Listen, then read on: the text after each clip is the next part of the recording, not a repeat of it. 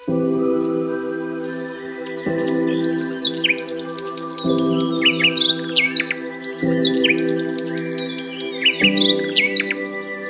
நேயர்களுக்கு அஸ்ஸலாமு அலைக்கும் வரஹ்மத்துல்லாஹி வபரகாத்துஹு.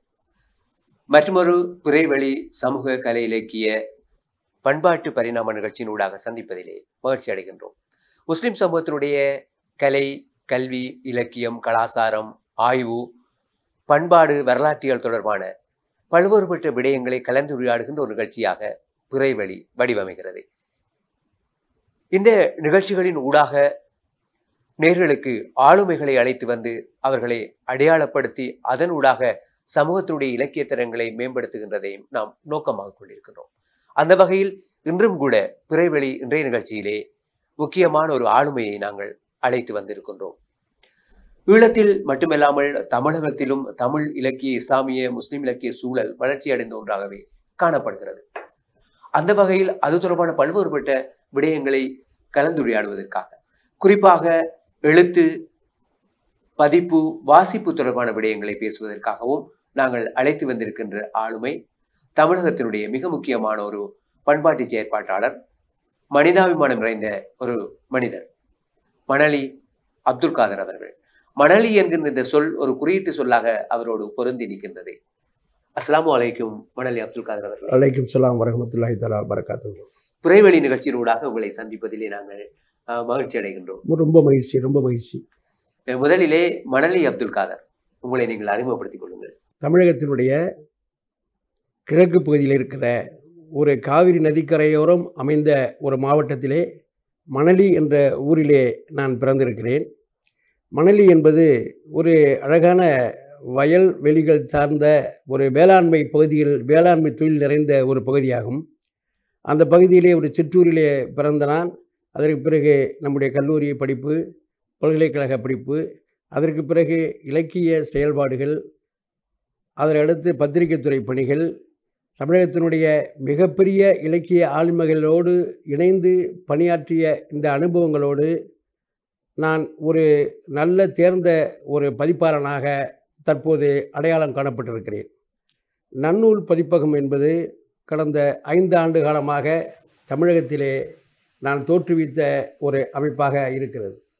அந்த நன்னூல் பதிப்பகம் என்பது பல்வேறு தரப்பட்ட புனைவுகள், புனைவுகள், கவிதைகள், மொழிபெயர்ப்பு இலக்கியங்கள், இவைகளையெல்லாம் தமிழுக்கு கொண்டு வந்து சேர்க்க வேண்டும். உலகளாவிய அளவில் தமிழ் விரிந்து பறந்து செல்ல வேண்டும் என்கிற ஒரு அவாவின் அடிப்படையிலும் நமக்கு இருக்கிற ஒரு பண்பாட்டு கடமையாக நான் கருதி இந்த நன்னூல் பதிப்பகம் என்ற ஒரு பதிப்பகத்தை நான் தொடங்கியிருக்கிறேன். அந்த நன்னூல் பதிப்பகத்தினுடைய ஊடாகத்தான் தற்போது இலங்கைக்கு நான் வந்திருக்கிறேன். இலங்கையிலே கொழும்பிலே கடந்த 3 நாட்களாக ஒரு நல்ல புத்தக கண்காட்சி நடைபெற்று கொண்டிருக்கிறது. அந்த புத்தக கண்காட்சியிலும் எம்முடைய பதிப்புகள், எம்முடைய வெளியீடுகள் எல்லாம் அங்கே காட்சிப்படுத்தப்பட்டிருக்கின்றன. நல்ல இலக்கிய ஆளுமைகளை இங்கே சந்திக்கிற ஒரு வாய்ப்பு எனக்கு கிடைத்திருக்கிறது.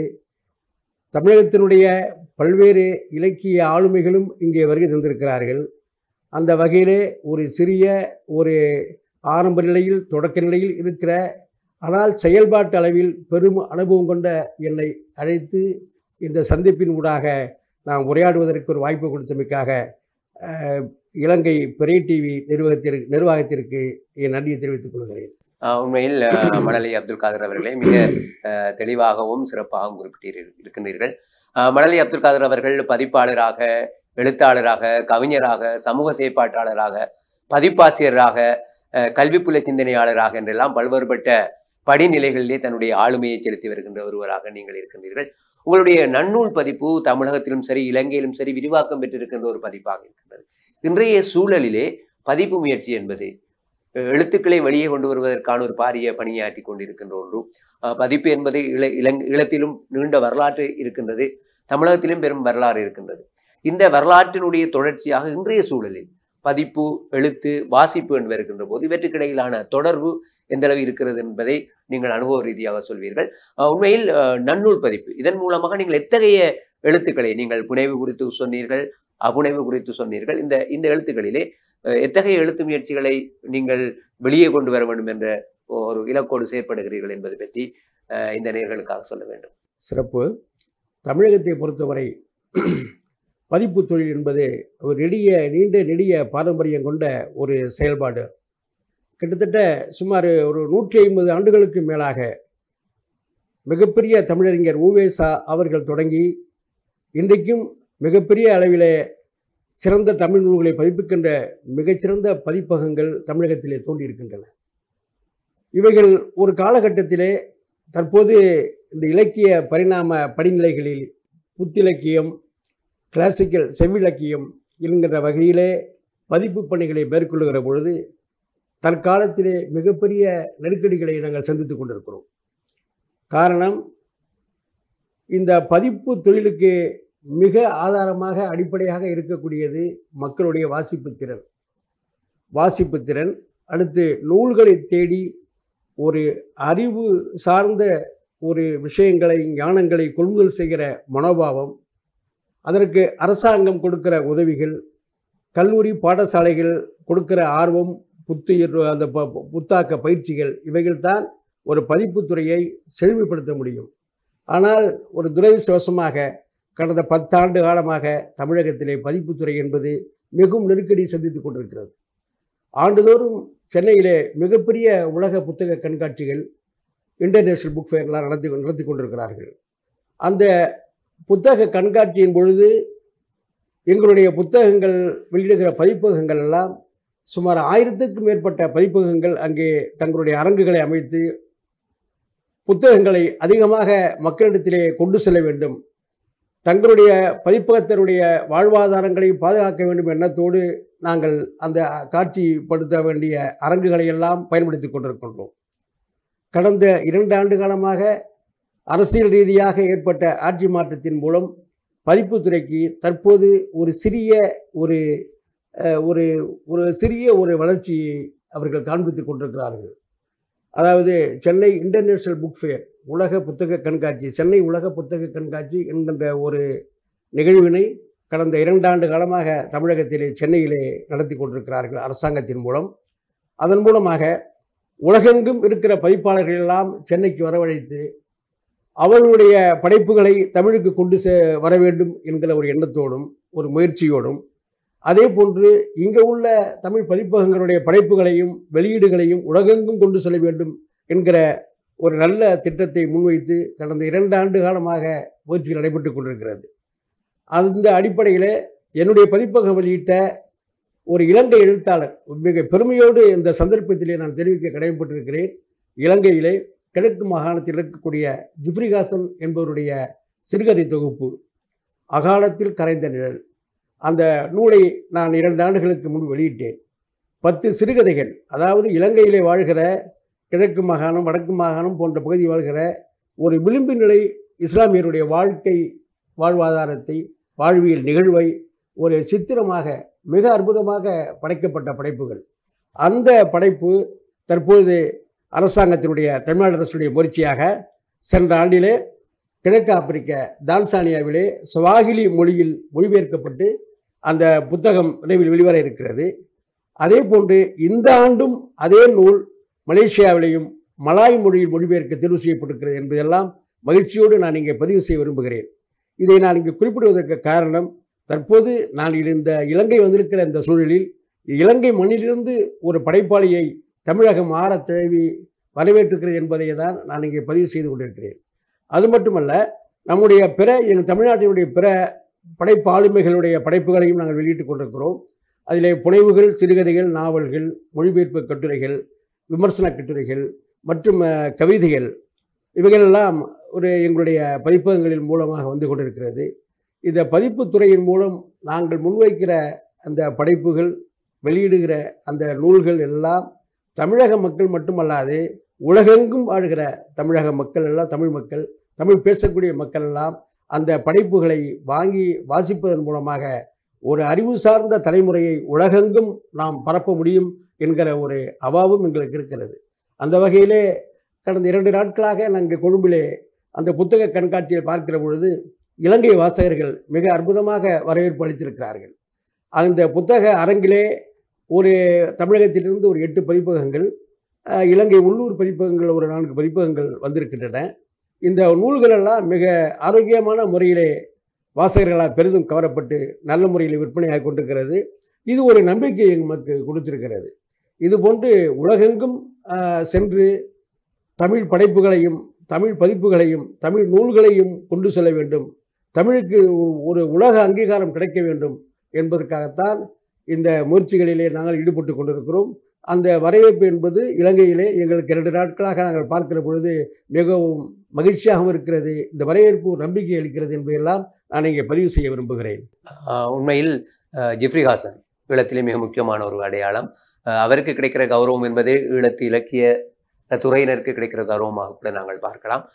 நன்னூலாக அந்த முயற்சி நடந்திருக்கிறது என்பதே உங்களுக்கும் மகிழ்ச்சியை தருகின்ற ஒரு விடயமாக இருக்கின்றது. இலங்கையிலேயும் பல்வேறுபட்ட பதிப்புகள் இருக்கின்றன, விற்பனைகள் இருக்கின்றன. இந்த விற்பனை, பதிப்பு, வெளியீடு, வாசிப்பு என்பதற்கிடையிலே பல முரண்பாடுகளும் இருக்கின்றன. அவற்றின் மூலமாக எழுத்தையும் வாசிப்பையும் மேலே கொண்டு வர வேண்டும் என்கிற நோக்கமும் இருக்கின்றது. நீங்கள் குறிப்பிட்டது போல இலங்கையிலே மலையகம் சார்ந்த எழுத்துக்கள் இருக்கிறது, வடபுல முஸ்லீம்கள் சார்ந்த எழுத்துக்கள் இருக்கின்றன, கிழக்கு மாகாண எழுத்துக்கள் இருக்கின்றன, தீவு சார்ந்த பல்வேறுபட்ட கோணங்களில் எழுதப்படுகின்ற எழுத்து முயற்சிகள் இருக்கின்றன. இவற்றையெல்லாம் வெளியே கொண்டு வருகின்றதில் உங்களது பங்கு நிச்சயமாக இருக்கும் என்று நான் எதிர்பார்க்கிறேன். குறிப்பாக தமிழ்நாட்டில் மிக காத்திரமான படைப்பாளிகள் முபின் சாதிகா போன்றவர்கள், ஜமாலன் போன்றவர்களுடைய எழுத்துக்களை எல்லாம் நீங்கள் நன்னூல் வெளியீடாக கொண்டு வந்திருக்கிறீர்கள். இலங்கையிலும் நீங்கள் அவ்வகையான படைப்பாளிகளை வெளியே கொண்டு வருகின்றீர்கள். நான் இருக்கின்ற எதிர்காலத்தில் நன்னூலூடாக இன்னும் ஈழத்தினுடைய முஸ்லிம் சார்ந்த படைப்புகளை வெளியே கொண்டு வரக்கூடிய வாய்ப்பு நிச்சயமாக உங்களுக்கு இருக்கும் என்று மணலி அப்துல் காதர் அவர்களை நீங்கள் ஒரு வெளியீட்டாளராக மட்டுமல்லாமல் ஒரு பத்திரிகையாளராகவும் இருந்திருக்கிறீர்கள். நான் நினைக்கிறேன் நன்னூர் ஒரு 3 மாதத்துக்கு ஒரு முறை வெளிவருகின்ற பத்திரிகையாக வந்து கொண்டிருக்கிறது. ஏற்கனவே நீங்கள் ஒரு பத்திரிகையாளராக இருந்திருக்கிறீர்கள். அது பற்றிய அனுபவங்களை நீங்கள் சொல்ல வேண்டும். மகிழ்ச்சி. 1990ஆம் ஆண்டுகளில் கிழக்கு என்கிற ஒரு நவீன கலை இலக்கிய பத்திரிகையை நான் நடத்தி வந்திருக்கிறேன். அந்த பத்திரிகையினுடைய ஆசிரியராக இருந்திருக்கிறேன். அதிலும் ஒரு சிறப்பு என்னவென்று சொன்னால், அந்த கிழக்கு இதழ் மிகச்சிறந்த ஒரு நவீன கலை இலக்கிய கோட்பாடுகளை அறிமுகப்படுத்தியும், மொழிபெயர்ப்பு இலக்கியங்களை படைப்புகளை அறிமுகப்படுத்தியும், புலம்பெயர்ந்த தமிழ் மக்களுடைய தமிழ் படைப்பாளர்களுடைய படைப்புகளை அறிமுகப்படுத்தியும் ஒரு மிகச்சிறந்த ஒரு நேர்கோட்டிலே அது பயணித்தது. ஆனால் ஒரு சற்றேறக்குரிய ஒரு 3 ஆண்டுகளுக்குள்ளாக அந்த இதழினுடைய ஆயுட்காலம் முடிவுற்றது என்பது என்னால் இன்றைக்கும் என்னால் அதை நினைத்து பார்ப்பதற்கு ஒரு வருத்தமாகத்தான் இருக்கிறது. ஒரு துரதிர்ஷ்டமான சூழலில் அந்த இதழ் நிறுத்தப்பட்டு விட்டது. அந்த இதழ் கிழக்கு என்கிற அந்த இதழிலே தமிழகத்தினுடைய மிகச்சிறந்த ஆளுமைகளாக இருக்கக்கூடிய பேராசிரியர் மார்க்ஸ், பேராசிரியர் வி அரசு, முபின் சாதிகா இவர்களெல்லாம் அந்த மிகப்பெரிய படைப்புகளை எல்லாம் அந்த இதழிலே கொடுத்தார்கள். அது மட்டுமல்லாமல் ஒரு சிறப்பிதழை ஒரு போர் சூழலில் இலங்கையில் ஏற்பட்ட ஒரு நெருக்கடியிலே புலம்பெயர்ந்து வாழ்ந்து கொண்டிருந்த படைப்பாளிகளுடைய படைப்புகளை எல்லாம் நாங்கள் சேகரித்து ஒரு புலம்பெயர்ந்த சிறப்பிதழாகவே அந்த கிழக்கு இதழை நாங்கள் வெளியிட்டோம். அதில் ஜெர்மன் தோழர் பார்த்திபன், பாரிஸ் சுகன், நண்பர் சோபா சக்தி, இன்னும் பல ஆளுமைகள் அந்த படைப்பிலே பங்களித்தார்கள், அந்த இதழிலே பங்களித்தார்கள். அது ஒரு மிகச்சிறந்த ஒரு கலாச்சார கடமையாக நான் இன்றைக்கும் அதை பதிவு செய்து நினைவுபடுத்தி கொண்டிருக்கிறேன். என்று சொன்னால், இலங்கை தமிழ் வாசக உலகம் என்பது தமிழ் இலக்கியங்களோடு தமிழ்நாட்டு படைப்புகளோடு மிக ஒரு சிறந்த ஒரு அணுக்கமான உறவை கொண்ட ஒரு உறவு பாலமாக அந்த அமைப்பு இயங்கிக் கொண்டிருக்கிறது. தமிழகத்திலே இன்றைக்கும் மிகப்பெரிய ஆளுமைகள், ஒரு செவ்வியல் இலக்கியம் படைத்த ஆளுமைகள், அதற்கு பிறகு கோட்பாடுகளை அறிமுகப்படுத்தி படைத்த ஆளுமைகள், இவர்களோடு நெருங்கிய தொடர்பு கொண்ட ஈழத்து படைப்பாளர்கள் இருப்பதையெல்லாம் நான் இங்கே மிகவும் பதிவு செய்ய விரும்புகிறேன். இங்கே காவண்ணா சிவத்தம்பி அவர்கள் தொடங்கி ஒரு விமர்சன மரபு என்பதையே நாங்கள் ஈழத்திலிருந்து உள்வாங்கியதையெல்லாம் இந்த நேரத்தில் நான் பதிவு செய்ய கடைப்பட்டிருக்கிறோம். காவண்ணா சிவத்தம்பி அவர்களுடைய பாரதி பற்றிய ஆய்வு கோட்பாடுகள் எல்லாம் எங்களுக்கு மிகச்சிறந்த முறையிலே அந்த பாரதியுடைய படைப்புகளை இடதுசாரி நோக்கிலும் ஒரு தமிழ் செவிலக்கிய நோக்கிலும் இன்னும் இந்த சமூகத்திற்கு பாரதி சொன்ன விஷயங்கள் என்ன என்பதையெல்லாம் காவண்ணா சிவத்தம்பி அவர்கள் பதிவு செய்ததெல்லாம் இந்த தமிழ் வாசக உலகம் உள்வாங்கி கொண்டிருக்கிறது.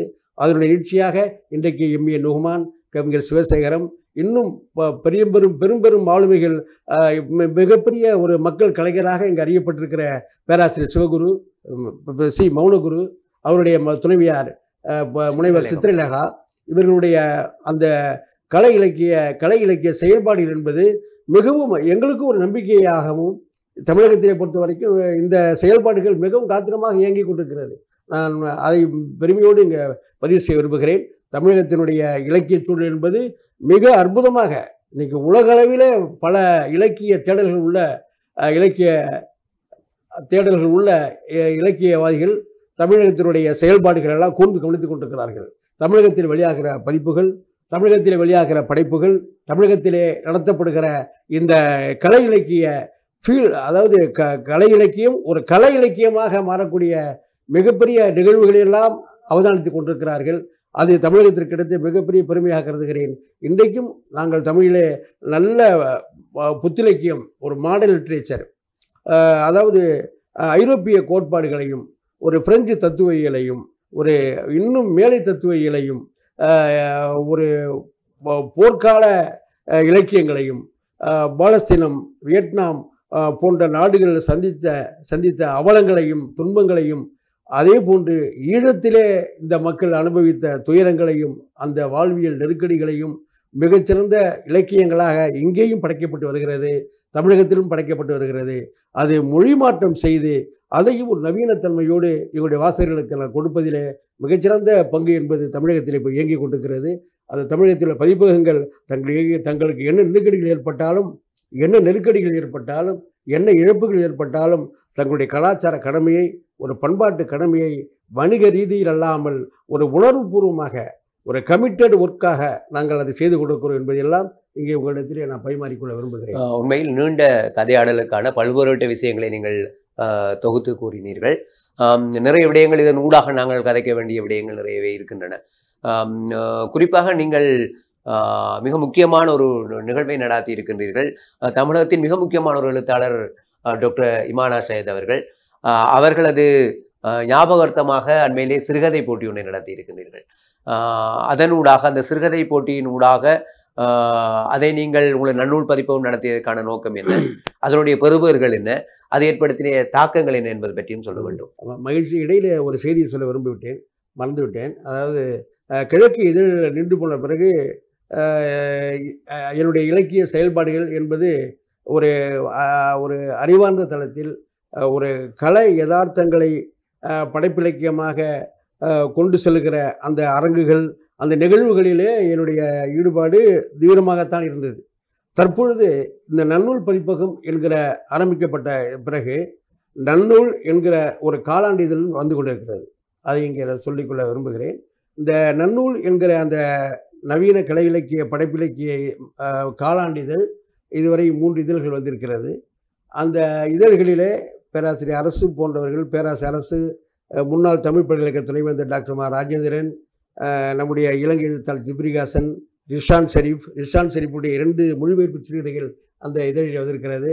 ஜிப்ரிகாசனுடைய கட்டுரைகள் எல்லாம் அந்த இதில் வந்து இலங்கை படைப்பாளிகளை எப்போதும் நாங்கள் அரவணைத்து செல்கிறோம் என்பதற்கு இது ஒரு நினைவூட்டல் பதிவாக நான் இங்கே பதிவு செய்ய விரும்புகிறேன். எம்முடைய பதிப்பக புத்தகங்களாக இருந்தாலும் சரி, எங்களுடைய இதழ்கள் மூலமான ஒரு வெளியீடுகளாக இருந்தாலும் சரி, எங்களுடைய கவனம் 50% இலங்கையின் மீது இருக்கிறது என்பதையெல்லாம் நான் இங்கே கூற விரும்புகிறேன். இலங்கையினுடைய நல்ல கதை எழுத்தாளர்கள் ஒரு ஜிப்ரிகாசன், ரிஷான் ஷெரீஃபுடைய மொழிபெயர்ப்புகள், அதற்கு பிறகு இப்பொழுது எதிர்காலத்தில் வரக்கூடிய சில படைப்புகள், இவைகளெல்லாம் தொடர்ந்து நாங்கள் தோளிலே தூக்கி சுமக்க தயாராக இருக்கிறோம் என்பதையும் இங்கே பணிவுடன் தெரிவித்துக் கொள்ள விரும்புகிறேன். அந்த நன்னூல் என்கிற அந்த காலாண்டு இதழும் ஒரு மிகச்சிறந்த இதழாக தமிழக மக்களால், தமிழக வாசகர்களால், ஒரு தேர்ந்த வாசகர்களால், அது ஒரு எலைட் ரீடர்ஷிப் உள்ள ஒரு ஏரியாவில் தான் இயங்கிட்டு இருக்கு. அதுதான் நாங்கள் விரும்புகிறோம். ஏன்னா ஒரு இலக்கியம் படைப்பு என்பதை எல்லாம் வெறும் சும்மா ஒரு லைட் ரீடிங் என்கிற மனோபாவத்தில் அணுகக்கூடாது என்பது எங்களுடைய ஒரு செயல்பாட்டினுடைய அம்சமாக இருக்கிறது. அதை அந்த வாசிப்பையும் அந்த ஒரு படைப்பை வாசிக்கிற பொழுது அதை ஒரு தீவிரமான உறவு நிலையை அந்த வாசகன் ஏற்படுத்தி கொள்ள வேண்டும்.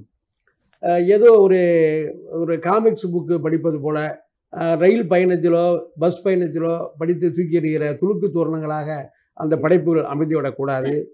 ஒரு படைப்பு என்பது வாசகனுக்கும் அதை படைத்த படைப்பாளிக்கும் இடையில் ஒரு உறவு ஏற்பட வேண்டும்.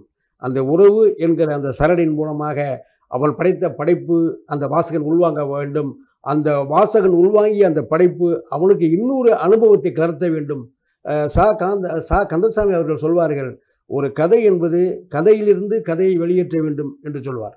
ஒரு கதை எப்படி அமைய வேண்டும் என்று சொன்னால் கதையிலிருந்து கதையை வெளியேற்றுவது தான் கதை சொல்வார், அப்படி சொல்வார். ஆக இதனுடைய அடி நுட்பம் என்னவென்று சொன்னால், ஒரு வாசகன் அந்த படைப்பை அவன் வாசிக்கிற பொழுது ஏதோ ஒரு அனுபவத்தின் மூலம் அவன் அந்த கதை போக்கில் அவன் இணைய வேண்டும், அந்த உறவு மேம்பட வேண்டும். அந்த அடிப்படையில் தான் எங்களுடைய நன்னூல் இதழ்கள் எல்லாம் படைப்புகள் மதிவந்து கொண்டிருக்கிறது என்பதையெல்லாம் இங்கே பதிவு செய்ய விரும்புகிறேன். அடுத்ததாக ஒரு தமிழகத்திலே தமிழகம் முழுவதும் அறியப்பட்ட ஒரு இஸ்லாமிய எழுத்தாளர் டாக்டர் ஹிமானா சையத் அவர்கள். டாக்டர் ஹிமானா சையத் அவர்கள் அடிப்படையில் ஒரு ஆங்கில மருத்துவர். அவருடைய மருத்துவராக இருந்து அவர் சேவை செய்தது தவிர்த்து அவர் எழுதிய அந்த படைப்பிலக்கியங்கள் மிகச்சிறந்த ஒரு இஸ்லாமிய இலக்கியங்களாக இன்றைக்கும் பாதுகாக்கப்பட்டு வருகிறது. அவர் எழுதிய நாவல்கள், அவர் எழுதிய சிறுகதைகள், அவர் எழுதிய கவிதைகள், அவர் எழுதிய மருத்துவ நூல்கள், இவைகளெல்லாம் இஸ்லாமிய தமிழ் சமூகத்திற்கு மாபெரும் கொடையாக நாங்கள் கருதி கொண்டிருக்கிறோம். அவர் மறைந்து சுமார் 5 ஆண்டுகளுக்கு மேலாகிவிட்டது. அவர் சுமார் 50 ஆண்டு காலம் இந்த இஸ்லாமிய இலக்கிய உலகிற்கு அவர் அளித்த பங்களிப்புகள் என்பது மிக உலக அளவில் உள்ள இஸ்லாமிய தமிழர்கள், தமிழ் இஸ்லாமியர்கள், தமிழ் படைப்பாளிகள் எல்லாம் இன்றைக்கு நினைவுபடுத்தி கொண்டிருக்கிறார்கள். அந்த வகையிலே அவருடைய அருமை புதல்வர்கள் தற்பொழுது அவர் சிங்கப்பூரிலே இருக்கிறார்கள். இன்னொரு புதல்வர் சென்னை அப்போலோ மருத்துவமனையில் மிகப்பெரிய ஒரு மருத்துவராக இருக்கிறார். அவர் தன்னுடைய தந்தையாருடைய நினைவாக சிங்கப்பூரில் இருக்கிற அவருடைய மூத்த புதல்வர் தன்னுடைய தந்தையார் பெயரிலே ஒரு சிறுகதை போட்டி நடத்த வேண்டும், அதுவும் இளைய தலைமுறைக்கு நடத்த வேண்டும் என்று சொல்லி கருப்பொருளையும் அந்த தலைப்பையும் என்ன கண்டென்ட் இருக்குங்கிறதையும் நீங்கள் தீர்மானித்து அதை நடத்தி முடியுங்கள் என்று எங்கள் நல்லூர் பதிப்பகத்திலே ஒப்படைத்தார்கள். அதன் பிறகு நாங்களும் அதை எப்படி நடத்துவது என்கிற எங்களுடைய பதிப்பாசிரியர் குழுக்கள் உட்கார்ந்து ஆலோசனை செய்து அந்த படைப்புகளை எப்படி தேர்வு செய்ய வேண்டும் என்று முடிவு செய்து அமரர் டாக்டர் பன்னூலாசிரியர் ஹிமானா சையத் அவர்களுடைய நினைவு சிறுகதை போட்டி என்கிற ஒரு தலைப்பின் கீழே 40 வயதுக்கு உட்பட்ட ஒரு இளம் படைப்பாளிகளுக்கு முதலில் 30 வயது என்று நிர்ணயித்திருந்தோம். ஆனால் தமிழகத்தில் உள்ள பெரும்பாலான இஸ்லாமிய படைப்பாளிகள் மிகவும் எங்களிடத்திலே தொடர்பு கொண்டு இளம் படைப்பாளிகளை மட்டும் பண்ண வேண்டாம், நீங்கள் படைப்பு என்பது எல்லா படைப்புகளிலும் எல்லா வயதினருக்கு ஏற்ற ஒரு படைப்பாக தான் நீங்கள் வரப்போகிறது, ஆக எங்களையும் சேர்த்துக்கொள்ளுங்கள் என்று ஒரு சீனியர் ரைட்டர்ஸ் எல்லாம் எங்கள்கிட்ட தொடர்பு கொண்ட பிறகு அது 40 வயதாக மாற்றி வைத்தோம். அதற்கு பிறகு நாங்கள் இஸ்லாமிய வாழ்வியல் நெறிகளை அடிப்படையாக கொண்டு இஸ்லாமிய வாழ்க்கையில் நாம் அடுத்த கட்டத்தில் முன்னெடுத்து செல்ல வேண்டிய அறநெறிகளை மையமாக வைத்து கதைகளை கேட்டிருந்தோம். அந்த போட்டிக்கு சுமார் 80 எழுத்தாளர்கள் பங்கு பெற்றார்கள். அந்த போட்டியிலே இன்னொரு சிறப்பு என்னவென்று சொன்னால், முதல் பரிசை வாங்கியவர் ஒரு சிங்கப்பூர் எழுத்தாளர் அனீஸ் மரக்காயர் என்ற ஒரு எழுத்தாளர். தமிழகத்திலே மிகச்சிறந்த முறையிலே 2 புத்தகங்களை வெளியிட்டிருக்கிறார். அவர் சிங்கப்பூரிலே பணி செய்கிறார். அத்தர் என்கிற ஒரு நாவலையும் சிகரி மார்க்கம் என்கிற ஒரு நூலையும் நாவலையும் எழுதியிருக்கிறார். அவர் அதான் அந்த போட்டியிலே கலந்து கொண்டு முதல் பரிசாக 25,000 அந்த ஹிமானா சையத் அவருடைய புதல்வர்கள் இங்கே நான் இங்கே சொல்ல காரணம், அந்த ஒரு கதை எழுதக்கூடிய எழுத்தாளருக்கு போட்டியில் வெல்லுகிற ஒரு எழுத்தாளருக்கு என்ன பரிசு கொடுக்க வேண்டும் என்கிற அங்கே முடிவெடுக்கிற பொழுது நான் ஒரு சிறிய தொகையை சொன்னேன்.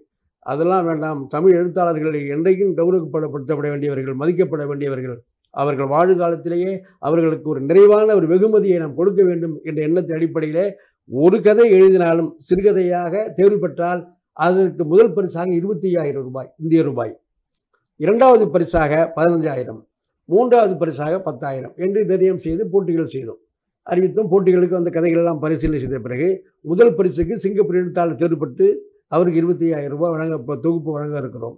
இரண்டாவது பரிசாக மிக சிறப்பான விஷயம் என்னவென்று சொன்னால், 2 இலங்கை எழுத்தாளர்கள், இங்கே இலங்கையிலிருந்து சுமார் 6-7 எழுத்தாளர்கள் பங்கு பெற்றார்கள். அதில் இலங்கையிலிருந்து ரிம்சா முகமது என்கிற ஒரு பெண் எழுத்தாளர் கொழும்பில் இருக்கிறார். அவர் எழுதிய கதை 2ஆம் பரிசு பெற்றது. 3ஆம் பரிசுக்கு மலையகத்திலே வாழ்கிற ஒரு எழுத்தாளர் ரிஸ்னா முகமது என்று, அவர் ரிஸ்னா என்கிற ஒரு பெண் எழுத்தாளர் தான், அவருடைய கதையும் தேர்வு பெற்று இன்றைக்கு இந்த புத்தக கண்காட்சி நிகழ்விலே 2ஆம் பரிசு பெற்ற ரிம்சா முகமது அவர்களுக்கும் 3ஆம் பரிசு பெற்ற ரிஸ்னா முகமது அவர்களுக்கும் நாங்கள் பரிசு தொகை வழங்கி சிறப்பு செய்ய இருக்கிறோம் என்பதையும் இந்த நேரத்தில் சொல்ல கடமைப்பட்டிருக்கிறேன். இந்த ஹிமான சையதுடைய போட்டியினுடைய சிறுகதை போட்டியுடைய நோக்கமே இஸ்லாமிய தமிழ் சூழல் என்பது வாசிப்பு என்கிற ஒரு இயக்கத்திற்கும் அவருடைய வாழ்நிலைக்கும் பெருத்த வேறுபாடு இருக்கிறது, இடைவெளி இருக்கிறது. வாசிப்பு தளத்திலே அவர்கள் இயங்குவதற்கு ஒரு கவனம் செலுத்தாமல் இருக்கிறார்கள் என்கிற கவலையும் எங்களுக்கு உண்டு. அதனால்தான் ஒரு சிறந்த இஸ்லாமிய படைப்பாளிகள், சிறந்த இஸ்லாமிய படைப்புகள் இன்னும் வருவதில் ஒரு தேக்கம் ஏற்பட்டிருக்கிறது. ஆனால் இலங்கையை பொறுத்தவரையில் வடக்கு மாகாணம், கிழக்கு மாகாணம் போன்ற பகுதியில் பார்க்கிற பொழுது ஏராளமான படைப்பாளர்கள் அந்த போட்டியை கூட கலந்து கொண்டார்கள். எங்களுடைய பதிப்பகங்களில் கூட ஒரு 3 நூல்களை கிழக்கு மாகாண படைப்பாளிகள் வெளியிட்டிருக்கிறார்கள். இதெல்லாம் இருக்கிறது. ஆனாலும் ஒரு ஆரோக்கியமான வளர்ச்சி இல்லை, ஒரு அபரிதமான ஒரு தீவிரமான வளர்ச்சி இல்லை என்பது ஒரு வருத்தம் தரக்கூடிய ஒரு நிகழ்வாக இருக்கிறது. ஆகவே அதை களைவதற்காக, அதனுடைய இடைவெளியை குறைப்பதற்காகத்தான் அந்த ஹிமான சையத் அவர்கள் பேரிலே ஒரு போட்டி நடத்தினோம். இதன் மூலமாக கதை எழுதக்கூடிய ஆர்வம், கதை எழுதக்கூடிய ஒரு ஆற்றல், ஒரு படைப்பிலக்கியத்தை படைக்கக்கூடிய ஒரு திறன், இவைகளெல்லாம் ஒரு ஆர்வ மிகுதியால் ஒரு பரிசு விருது என்கிற அடிப்படையிலே அவர்கள் தூண்டப்பட்டு எழுதுவார்கள், இயங்குவார்கள் என்று எதிர்பார்த்து தான் இந்த போட்டியை நடத்தினோம். அந்த குடும்பத்தினரும் அதற்கு முழுதாக ஒத்துழைத்தார்கள். அது ஒரு சிறந்த நிறைய கல்லூரி மாணவிகள், தமிழகத்தில் உள்ள இஸ்லாமிய கல்லூரிகள் மற்றும் பொது கல்லூரிகள் படிக்கக்கூடிய அனைத்து இஸ்லாமிய கல்லூரி மாணவர்களும் எழுதியிருந்தார்கள். கதைகள் என்கிற வகையில் அவைகள் தேர்வு செய்யப்படவில்லை என்றாலும் அவருடைய முயற்சியை, அவருடைய அட்டம்ப்டை நாங்கள் ரொம்ப வரவேற்பு செய்து இருக்கிறோம். அடுத்த மாதம் கூட அந்த கலை போட்டியிலே 3 ஆறுதல் பரிசு பெற்ற சிவகாசி கல்லூரியில் கூட அந்த மகளிர் 3 இஸ்லாமிய பெண், 2 நான் இஸ்லாமியர்கள், 2 இஸ்லாமியர் அல்லாதவர்கள். இன்னொரு விஷயம், இந்த சிறுகதை போட்டியிலே 2ஆம் பரிசு பெற்ற எஸ். ராஜகுமாரன் என்கிற ஒரு திரைப்பட உதவி இயக்குனர் சென்னையில் இருக்கிறார். அவர் சிறந்த கதை எழுத்தாளர். அவருடைய கதை 2ஆம் பரிசாக தேர்வு செய்யப்பட்டிருக்கிறது. இவைகளெல்லாம் ஒரு சமூக நல்லிணக்கத்தோடு ஒரு மத நல்லிணக்க உறவுகளை ஸ்தாபிக்க வேண்டும். அதன் மூலமாக நம்முடைய இஸ்லாமிய தலைமுறை, இளம் தலைமுறை ஒரு படைப்பு ஆற்றல் மிக்க ஒரு தலைமுறையாக ஒரு அறிவு சார்ந்த நிலையில் வளர வேண்டும் என்பதற்காகத்தான் அந்த போட்டியை முன்னெடுத்து செல்வோம் என்பதை இந்த இடத்தில் குறிப்பிட விரும்புகிறேன். உண்மையில் மணலி அப்துல் காதர் அவர்களே, உங்களுடைய செயற்பாட்டினுடைய தீவிரம் இதனூடாக விளங்குகின்றது. எங்களுடைய புரைவெளி நிகழ்ச்சியினுடைய நேர விடயத்தை கவனத்தில் கொண்டு இறுதியாக ஒரு விடயம், இலங்கையிலே இருக்கின்ற புதிதாக எழுத வருகின்ற எழுத்தாளர்கள் தங்களுடைய நூல்களை வெளியே கொண்டு வரும் என்ற ஆவலில் இருப்பார்கள். அதேபோல் பழைய எழுத்தாளர்கள் பலருடைய நூல்கள் வெளிவராத சூழல் இருக்கும். அத்தகைய எழுத்தாளர்களுக்கு நன்னூல் மூலமாக அவர்கள் நூலை பதித்துக் கொடுப்பது தொடர்பிலே உங்களுக்கு இருக்கின்ற ஆர்வத்தை இறுதியாக நீங்கள் சொல்லி இந்த நிகழ்ச்சியை நாங்கள் நிறைவு செய்வோம். நிச்சயமாக மிக சிறப்பு. நான் தமிழகத்திலே உள்ள பெரிய எழுத்தாளர்கள் எல்லாம் எங்களை அணுகி கொண்டிருக்கிறார்கள் நூல்களை வெளியிடுவதற்கு, படைப்புகளை வெளியிடுவதற்கு. அது ஒரு புறம் இருக்க, எனக்கு இயல்பாகவே இலங்கை படைப்பாளிகள் மீது ஒரு கரிசனம் உண்டு, ஒரு அன்பும். என்று சொன்னால் இவருடைய வாழ்க்கை நெருக்கடிகளை எல்லாம் நான் ஒரு 50 ஆண்டு காலமாக அவதானித்து வருகிறேன். இந்த சூழலிலும் தங்களுடைய வாழ்க்கையினுடைய பிற செயல்பாடுகளை ஒதுக்கி வைத்துவிட்டு ஒரு இலக்கியத்திற்காக, ஒரு கலாச்சார ஒரு அனுபவத்திற்காக ஒரு பண்பாட்டை பதிவு செய்ய வேண்டும், அதன் மூலமாக ஒரு புதிய எழுத்து முயற்சியை உருவாக்க வேண்டும் என்கிற வகையிலே இங்கே இயங்கிக் கொண்டிருக்கிற அனைத்து இலங்கை படைப்பாளிகளை நான் மிகவும் மதிக்கிறேன், அவரை வணங்குகிறேன். நேற்று கூட பேராசிரியர் நுகுமான் அவர்களோடு சந்தித்து பேசி கொண்டிருந்த பொழுது, நுகுமானுடைய அண்மை கால படைப்புகள் எதுவும் ஒரு வீரியமாக நேற்று 2 நூல் வெளியிட்டார்கள். நான் கூட அவரை சந்தித்து உங்களுடைய பழைய பதிப்புகளை நான் ரீபிரிண்ட் செய்கிறேன் என்று சொன்னால் அது காலத்தின் தேவையாக இருக்கிறது என்று சொன்ன பொழுது சிரித்தார். உங்களுக்காக நான் ஒரு நூல் எழுதி தருகிறேன் என்று சொல்லியிருக்கிறார். அடுத்து இலங்கையிலே கிட்டத்தட்ட இதுவரைக்கும் நாங்கள் கிழக்கு மாகாணத்திலிருந்து ஒரு 3 இஸ்லாமிய எழுத்தாளர்கள், மலையகத்திலிருந்து ஒரு கவிஞர் எஸ்தருடைய கவிதை தொகுப்பு ஊதா நிற பெண்கள், இன்றைக்கு காலை கூட அந்த புத்தகங்கள் கொண்டு வரலையா என்று கேட்டார். நான் கொண்டு வரவில்லை அந்த புத்தகத்தை. எஸ்தருடைய படைப்புகள் மற்றும் இது இஸ்லாமியர்கள் எழுத்தாளர்கள் மட்டும் கண்டுணரவில்லை, இஸ்லாமியர் அல்லாத நல்ல படைப்பாளிகளையும் நாம் தேர்வு செய்ய வேண்டும். நேற்று 2 நாள் புத்தக கண்காட்சி அரங்கிலே அந்த ஒரு அமர்விலே மலையக எழுத்தாளர்களை பற்றியெல்லாம் ஒரு அரங்கிலே நான் கவனித்து கொண்டிருந்தேன். எனக்கு இன்னொரு புதிய ஒரு ஆர்வம் ஏற்பட்டது என்னவென்று சொன்னால், மலையகத்திலிருந்து குறிப்பாக நல்ல இலக்கியங்களை கொண்டு வர வேண்டும். இன்றைக்கும் அந்த மக்கள் படும் அவஸ்தைகளை அந்த பதிவு செய்த ஒரு இலக்கியமாக உலகெங்கும் கொண்டு செல்ல வேண்டும் என்ற எனக்கு ஆவல் இருக்கிறது. அந்த வகையிலே சில முயற்சிகள் வெற்றி பெற்றிருக்கிறோம். இலங்கையினுடைய எழுத்தாளருடைய ஒரு சிறிய தொகுப்பு 2 உலக மொழிகளிலே வந்திருப்பதெல்லாம் ஒரு மிகச்சிறிய இலங்கை இலக்கிய உலகத்திற்கு, இலங்கை படைப்புலகத்திற்கு மிகச்சிறந்த ஒரு வாய்ப்பாக அமைந்திருக்கிறது என்பதையெல்லாம் நான் பதிவு செய்ய விரும்புகிறேன். இன்னும் சொல்லப்போனால் இலங்கை படைப்பாளிகள் அவர்கள் படைப்பு திறன் பெற்றவர்கள். இப்போ என்னுடைய பதிப்பகத்திலே கூட இந்த நஸ்முல்லா அவர்களுடைய யானைக்கு நிழலை வரையவில்லை என்கிற ஒரு கவிதை தொகுப்பு கிண்ணியாவில் வசிக்கிறார். அவருடைய கவிதைகள் ரொம்ப ஒரு ஆழமான ஒரு நுட்பமான கவிதைகள். அதே போன்று நிறைய கவிஞர்கள் இங்கே எழுதி கொண்டிருக்கிறார்கள்.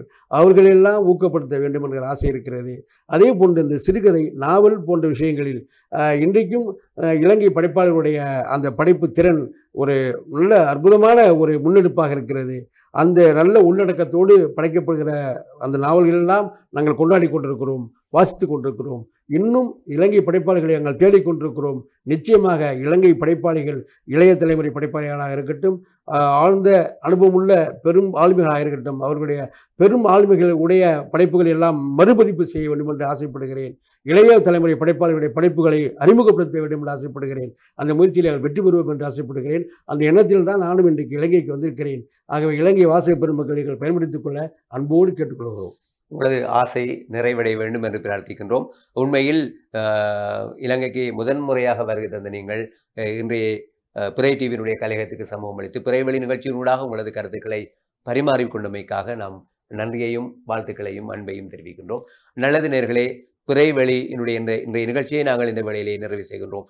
சமூக கலை, கலாசார, வரலாற்று ஆவண ஆய்வியல் தொடர்பான ஆளுமைகளினுடைய அடையாளங்களை உங்களோடு பகிர்ந்தளிக்கின்ற நிகழ்ச்சியாக இந்த நிகழ்ச்சி அமைந்தது. மீண்டும் ஒரு நிகழ்ச்சியில் சந்திப்போம்.